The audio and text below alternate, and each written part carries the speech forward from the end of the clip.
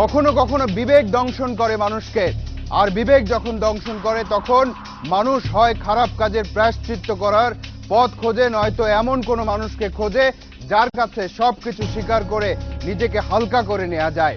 এই রাজধানীর যানজট কমানোর জন্য কত পরিকল্পনা আর কত পদক্ষেপিত নেওয়া হলো। কখনো কখনো কোনো রাস্তাকে ওয়ান ওয়ে করে দেওয়া হয়, কখনো বা কোনো নির্দিষ্ট রাস্তায় রিক্সা ভ্যান চলাচল বন্ধ করে দেওয়া হয়, কিন্তু কিছুতেই যেন কিছু হয় না। আচ্ছা বলুন তো, দুর্নীতি নিচ থেকে উপরের দিকে ওঠে নাকি উপর থেকে নিচের দিকে নামে? বিবেক, যানজট আর দুর্নীতি, বিক্ষিপ্ত এসব প্রসঙ্গ শুনে নিশ্চয়ই আপনাদের মাথায় এতক্ষণে জট লেগে গেছে। চলুন তাহলে অনুসন্ধান শুরু করা যাক, দেখা যাক জট খোলে কিনা। আপনি যদি রাস্তা থেকে না নিতে পারেন আপনার বেতন থেকে দিতে হবে। মানে আজকে আপনার ইনকাম কত হয়েছে? স্যার আমরা গরিব মানুষ। আমরা তো সৎভাবে ডিউটি করতে চাই, কিন্তু আমাদের তো হাত পা বান্ধা শিকল। সবাই দেখে যে আমরা টাকা নিই, কিন্তু এই টাকাটা কিন্তু আমরা খাইতে পারি না। আপনি যে টাকা নেন সেটা কি? আমি টাকাই নেই না, কিসের বাদ টাকা নিয়ে চাপ আনছে। তালাশে কখনো কখনো আমরা সরাসরি ঘটনায় ঢুকে পড়ি, কখনো কখনো অলিগলি ঘুরে এসে মূল ঘটনার সামনে দাঁড়ায়।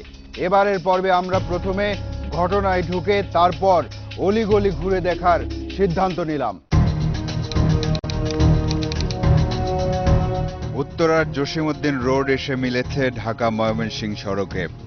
এই প্রধান সড়কের রিক্সা ভ্যান প্রবেশ নিষেধ, এজন্য একজন আনসার সদস্য দায়িত্বে আছে।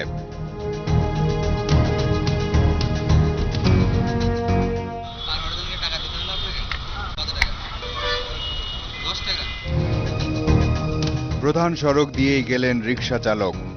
কিছুক্ষণ পর অন্য এক রিক্সা থেকে সিট খুলে এনে এক পানের দোকানে রাখলেন আনসার সদস্য।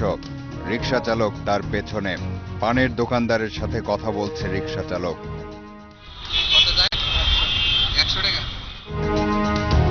কিছুক্ষণ পর ওই আনসার সদস্যকে খুশি করতে পারলেন রিক্সা চালক। পানের দোকানদারও দিয়ে দিলেন রিক্সার সিট।